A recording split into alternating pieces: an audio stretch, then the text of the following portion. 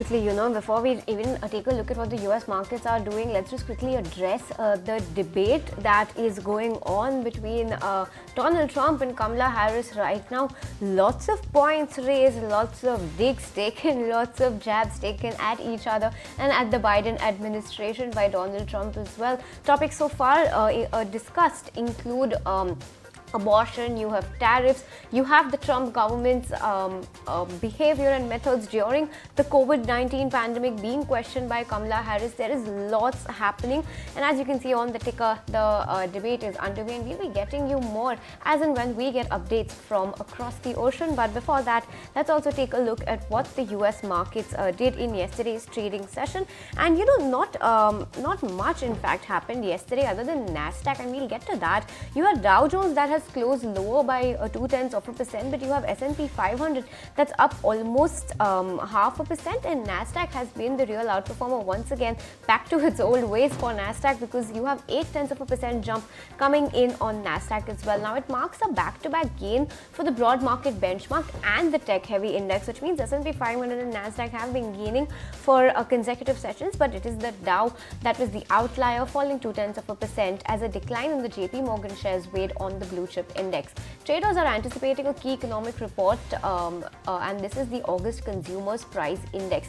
This is going to be a very, very important metric to watch out for, because it is the last CPI reading that you get before the Fed convenes for that 18 September meeting, and lots of expectations about a rate cut. Now, economists polled by Dow Jones expect the headline CPI to have risen 0.2 from the previous month and 2.6% from a year earlier. Now, the CPI report in Thursday's Producer Price Index could help determine the size of a widely expected rate cut at the end of the Fed's two-day meeting on 18th of September. The Fed funds futures trading suggests a 69% chance of a 25 bips cut and a 31% likelihood of a 50 basis point reduction, according to CME's Fed Watch tool. However, you do have experts who have the opinion that if the Fed goes in for a 50 bips rate cut, it could also caution some alarm regarding what's happening in the US. It could put the people in a state of panic, and also this could also mean that this could also come in as the Fed's admission of guilt if they go in for a 50 bips rate cut. However, nonetheless, 31% of the market expecting a 50 bips rate cut on this September 18 meeting. But largely that is what has been going on with the US markets. But if you take a look at the 10-year Treasury yield, that's moved lower ahead of this inflation print before the Fed meeting at 3.644 is where the US 10-year yield is. If you take a look at everything that's been happening on the US market front, so this is the run-up, and if you shift focus to the European markets as well. However, the slight recovery that we did see coming in the US markets over the last couple of trading sessions is not reflected for the European markets, because you have DAX that has closed yet another 1% lower, FTSE lower by 0.8%, Stock 600 recovered day before yesterday, but well, again yesterday 0.5% cut coming in on this front as well. So largely this is everything that is going on in terms of equities globally, Shreyansi. Well, absolutely, and it's very interesting to see how the debate is going to pan out, because currently, abortion and discussions about abortion are putting Trump on the early defense side. So let's see how that really pans out. But let's also take a look at crude oil futures then. And crude oil futures closed at the lowest level since December 2021 as the market sell-off gained speed after OPEC lowered its demand forecast for the second time in 2 months. So when I'm looking at price levels, WTI there was a downtick of about 4.3%.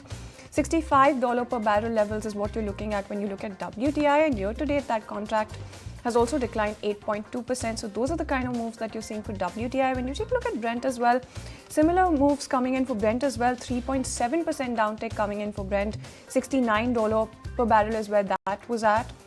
And year to date, even that benchmark has also pulled back 10.2%. So those are the kind of moves that you've seen when it comes to that as well. Now, OPEC, of course, expects demand to grow by about 2 million barrels per day in 2024, some 80,000 barrels per day slower than its previous forecast.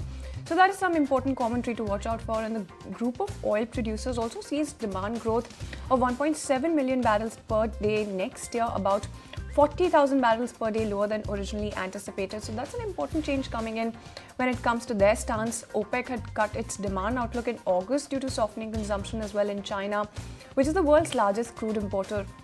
as well. Now, the worries about softening demand are something that are keeping the market a little bit on its toes.